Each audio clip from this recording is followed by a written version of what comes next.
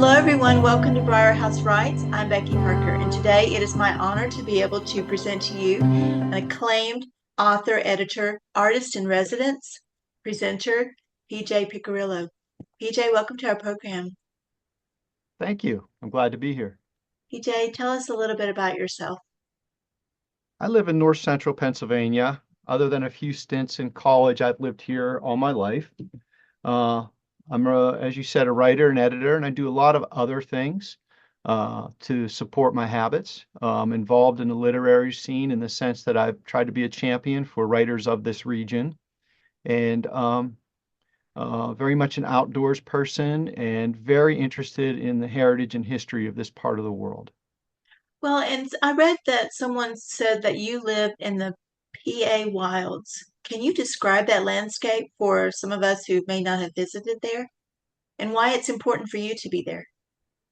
So the PA Wilds is a a paradox in a way. Uh, Central Pennsylvania itself, the state of Pennsylvania, the Commonwealth, is an old part of the United States. It's one of the original colonies. It was settled early. However, in the north central region, in the heart of the state, is a very, very rugged landscape that has defied civilization as far back as we know, from the natives to contact to white settlement, and even when people came to take from our environment, which has been the case in the story of Pennsylvania for so long. It's always been very transient, and it still remains, in many cases, a wilderness. People, even in the state of Pennsylvania, aren't aware of that part of the Commonwealth because it's not it's not easy to get to. It's not traversed by major highways. And so it's this core of counties that, because of its geology and geography, have not been largely settled and remain very remote, rural, and in a lot of ways primitive. And it's been marketed as the Pennsylvania Wilds, and it's been successful. People come here for recreation and also to experience what things were like before Pennsylvania was so widely settled. So, when you talk about heritage, it sounds like it's a really important part of your continuing heritage to live there. It is. It is. And not just my own, but whether it's our industrial heritage, and that's a lot of logging, and then the tangential industries that have sprung forth from logging and timbering, coal mining, um, that those stories are something I try to honor. The heritage that built up around those, and the unique footprint that is Pennsylvania. Our mining story might be different from other regions in America. Mm. Our lumbering story is unique in that it was quite a melting pot here. And so I'm interested in heritage because I'd like to give due to the people who really have been unsung to this date in my mind. I know that you write a lot of nonfiction stories. Are there any other topics that are just not something that you would want to cover as a Sure. writer? First of all, I would say I'm mostly interested in history. And so I write primarily historical fiction. My writing is not very contemporary. And there are a number of reasons for that. But one of the things that I am most interested in writing is irony. And so when it comes to writing historical, I like retrospective writing because I think it creates immense opportunities to explore irony. In other words, when we look back and our point of view is reflective, Hmm. or reflecting, I should say, then it gives an opportunity to compare the dynamic of time, what we know now versus what we're seeing happen in the past, and what may have happened in the interim. And so I would say, I don't like to just say that I like historical fiction or historical writing so much as I like retrospective writing. I think it provides a lot of opportunities, and I manipulate that in my work quite a bit. If you were to go back in history, is there anyone in particular that you would like to spend time with? If you could have an hour to go on till lunch with this person, is there anyone in particular that just draws your interest? In addition to my ancestors, I would say uh, number one on the list was a man named Jeremiah Gaines, who was the inspiration for one of two inspirations for my novel, The Indigo Scarf. And I would like to speak with him and his wife, who were pioneer settlers on the West Branch of the Susquehanna River, and with the added twist that he was an escaped slave with a white wife in uh, in a time when there was not a road or a map to the region he lived in. How would you describe his particular character? And do you have anything that you would like to read to share that with us today? I would say that was the endeavor of the Indigo Scarf. That book was to try to relate what the truth of his life was. And when I say that, I'm very interested in the distinction between fact and truth. And I think they're two different things. And I like to talk about this when I teach creative writing, when I think about my own writing. And I think it's something that's still evolving in my mind Mhm. as to how I understand and comprehend that distinction. But one of the reasons that I choose historical fiction is because I think sometimes the facts can get in the way of the truth. Now that sounds contradictory, but if we take history Mhm. and the way we learn history through, let's say, a historical textbook, we're dealing with facts that have been authenticated in some way or another, so that we can all agree that this is as close to factual as we are. And so we learn a lot of things like dates and events and things like that. But what we miss out on is the inner experience. And so I think that uh, fiction, historical fiction, gives us an opportunity to take the facts and put into motion the people who lived those facts and discover the truths of what their lives can teach us about what it is to be a human, about what it is to be empathetic to what caused the world we live in today to be as it is. And so that's why I'm so interested in historical fiction and how I am really, I want to say, I'm a stalwart defendant of authentic, disciplined writing of historical fiction. We need to authenticate it with research so that we can truly arrive at those truths. And I try to be disciplined in the research that I do. I think we need to be responsible in writing historical fiction. So not really put a lot of fantasy in it, but really try as best you can to put emotion in it, but not be fanciful. Actually present it as an authentic person. If your goal, if your goal is to render that world authentically and to understand those characters in a meaningful way in terms of understanding who we are as humans, yes, I have. That is not to denigrate fantastical historical fiction at all.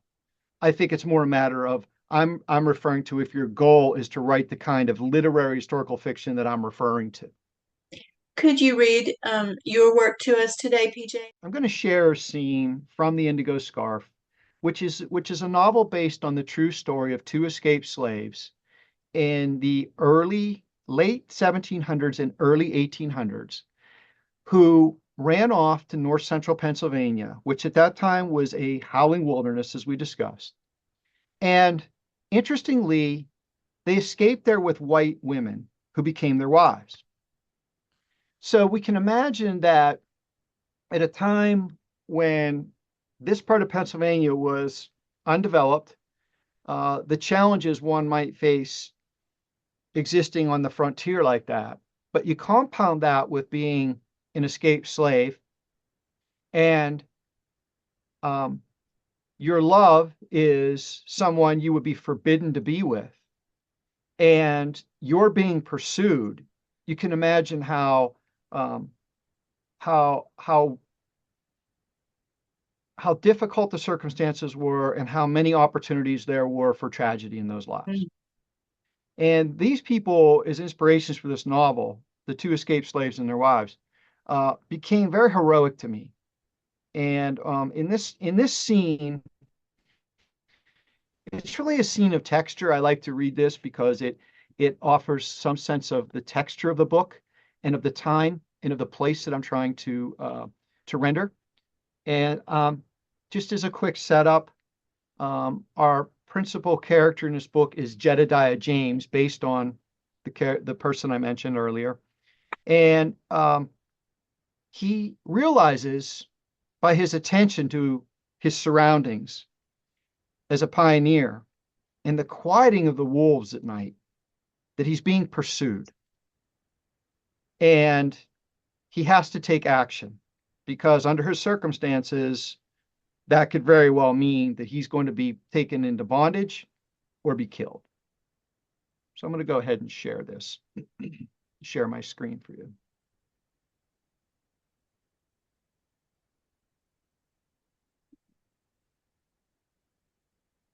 Chapter 19, April of 1822. Certain weeks the pack held silent. Maybe they departed from that mustering ground on the ridge where the incessant wind swept the bald at its brow, a floor of moldering boulder around which a scurf of stunted, east-leaning pitch pines, scrub oaks, and laurels abided a withered and knotted existence. Dour witnessed a flood and famine in the valley of the Cinnamahone. But he liked to believe that the wolves ghosted there still, muted by some unknowable shift in their conjunct blood tide. Even so, these were his most restless nights. Something was different that April 2 years following. He was uneasy the first morn after the quiet, had a notion the turn was not by the normal workings of that voiceless current, arranging every twitch of nerve and muscle into the order of hunts and haunts. For a man who looks out, who lives in endless anticipation of calamity, is sharp to the irregular, keen as the beast. By sudden and subtle absences, he detects something new in his midst. Perhaps birds comment of a daybreak song hush, evening bullfrogs cease ronkings from the mud in the bite of the creek. The cow quits the pasture, is found by the barn looking off to the fence line. The silence on the ridge was aberration and reflex to aberration. Something in the locale was awry. The wolves had smelled it. He felt it. In a few days, the scheme crystallized, the irregularities of the moment set in relief to the remembered machinations of men in times past. Now he could picture him up there watching, knew what he was about. What remained was who brought him, which of two. He didn't consider it was both. He lay in bed, head propped on clump burlap, face tilted toward the window. Dawn seeped like run lead into the lower wedge of the valley. The little frogs peeped with the fever of spring, ignorant of a rogue in their midst. The first matter was to see his brother-in-law, Benjamin. Jedediah was a skilled enough hunter, but he'd never stalked the man. He needed to consult someone whose livelihood was killing creatures of many kinds. And should he take it on alone? He stroked his beard. Odds were better with someone watching his back. Benjamin would not accompany him given his prey. But the sons held a stake. For what would become of all Jedediah James had mastered if the wretch studying his farm from the ridge prevailed? He rose from bed, thrust his pistols behind the band at his waist, and untied his moccasins from the stalk of the brown bess. Setting off for his son's cabin, he said not a passing word to Jimmy James, who was on his way to milk the cow. There was great risk in leaving the property in daylight. The abrupt lulls had told him the son of a bitch had been hereabouts, learning every egress and ingress. He supposed that now he watched by spyglass, his plan to waylay Jedediah upon a return. And so George must go with him to Benjamin's. That kind up there wouldn't take Jedediah in the presence of another. In 10 minutes, they were in his canoe. "We're just going down the stretch to your uncle's," Jedediah said. George shrugged, incurious about an impromptu trip. The business of whiskey making had habituated him to them. They rode the current, watched ahead for the wavelets that underwater boulders made. This tains to something you never tell no one, Jedediah said, "'cept your brothers, but not for a long time." Again, George said nothing, used his paddle to turn the bow as they neared Benjamin's short stretch of bottomland. They moored the canoe and tied it to a river birch. The creek could rise in an instant this time of year. Each took a jug of whiskey from Benjamin. Atop the bank, Jedediah turned and tilted his hat brim against bright white cloud cover as he traced the tree line of the far ridge. He found the break where trees could not find footing for the floor of stone, where wolves announced their revels. The door was cracked open. Jedediah swung it wide and they entered. The cabin was a windowless, loftless, smoky black cavern illuminated only by a crackling fire of green wood and the doorway light behind them. Jedediah's eyes adjusted to the dimness. Peltry stretched on boards appeared against the walls, loose hides in the rafters, wire traps in a heap, a blood-stained butchering table in the center of the room. The place was sour with chimney soot, putrid flesh, jars of the animal urines Benjamin used for trapping lures. They thought no one was about until a pile of furs stirred on the bed in the corner and Benjamin called out, "Who's there?" "It's Jedediah and my boy George." Benjamin did not move for a moment. They thought perhaps he'd gone back to sleep. "Is it day or night?" he said. "Morn," Jedediah said. "Then I suppose," Benjamin said. And he emerged from the covers, fully clothed, buckskin breeches fringed on the outer seams and blackened by animal fat and smokings to waterproof them, caped and belted hunting shirt of linsey, even knee leggings with a knife strapped beneath one of the tasseled bands, moccasins on his feet. He stepped past his visitors and just out the doorway where he pulled down his breeches and made water. Returning, he stirred the fire, coughing at the smoke that backed into the cabin. He tossed a faggot against the backlog, pushed a gridiron over the coals, and set upon it a coffee pot. Then he lighted 2 sticks of candlewood and stuck them into cracks above the fireplace jambs. As he plopped onto the hearth, Benjamin's eyes were lost against the glare of burning splinters, shadowed as his face was by curly black whiskers and locks. "I'd say set down, but—" He gestured around the room, and Jedediah and George leaned against the table. PJ, do you um, ever share your type of writing with children? You know, do they have any of them expressed an interest in your type of writing, your historical fiction? So I get to work with a lot of students, younger people in my residencies as a resident artist with the Pennsylvania Council on the Arts. And I do literary programs, not just in schools, but in detention facilities and senior centers and things like that. But I really enjoy working with young people. And I do get to share my work. I've noticed my favorite age group is like middle school, 7th grade. It just seems to be a great time to work with students doing something creative.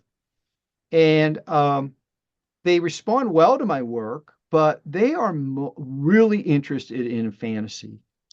So I'm adaptable. I like to work with them in fantasy. You know, many of the things we do as creative writers are transferable across all genres, and so, but occasionally I will do an intensive workshop with students that is historical, where we will discover ancestry through personal memoirs and explore our communities and the history of our communities and write about those. And in those cases, they're spot on with the type of thing I do.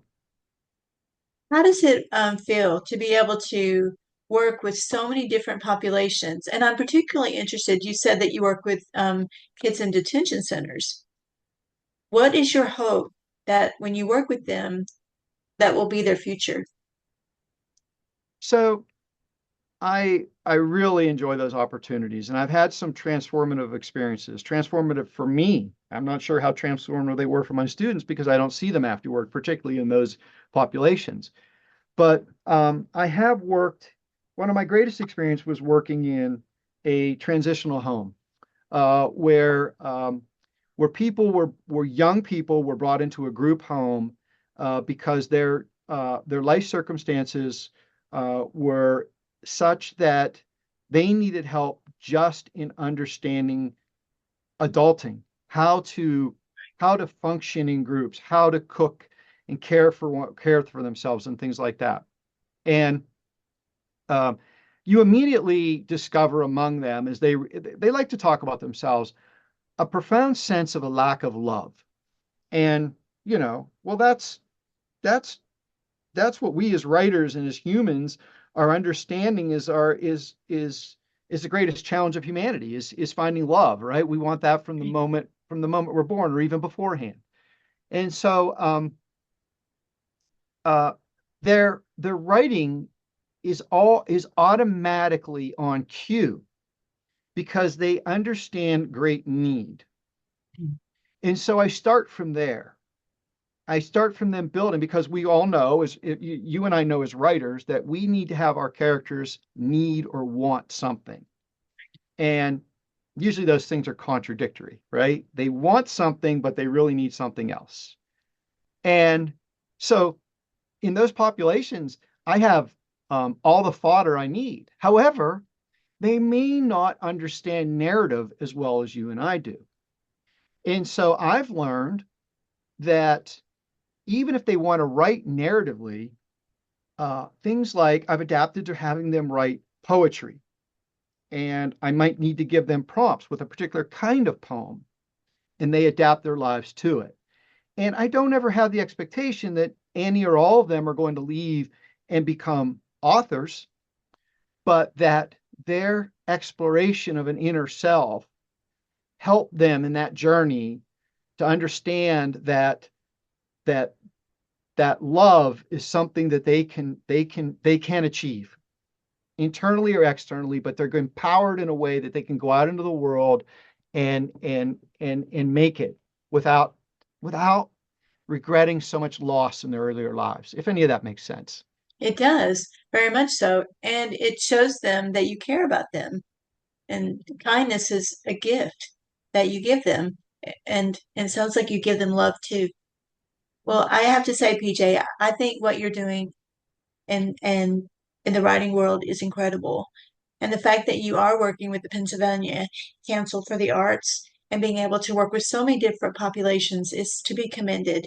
And I would like to ask you, before we have to leave, where can people find you online?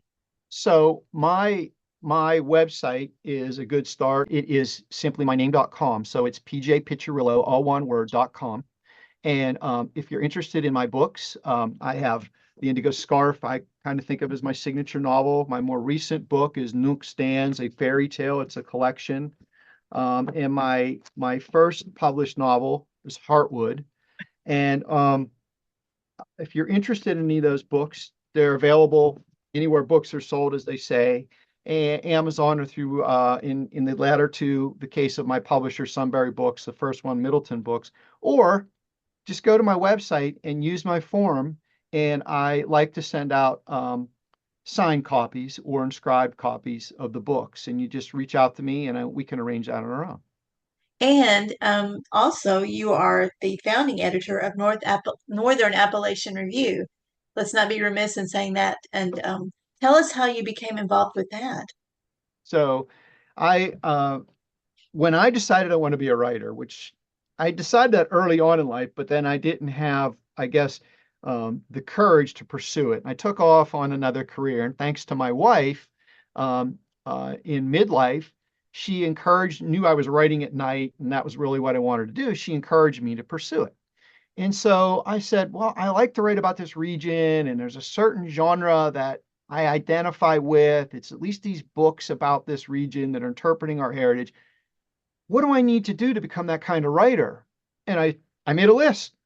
Well, I should go to grad school, which I ultimately did. I should go to writers' conferences, which I sought out. I should submit to journals who want my kind of writing. But I found out that there weren't any of those that were associated with my kind of writing or my region. I discovered that other places embraced their writers and had these resources. New England writers or Kentucky writers or what they said Appalachian or Appalachian writers, which really were identified as Southern. Mhm. And I would go to conferences, but it would be in those places and they weren't about who I was. And so my method has always been, if it's not there, create it. So I started a writers conference, and I worked with a publisher to develop an imprint.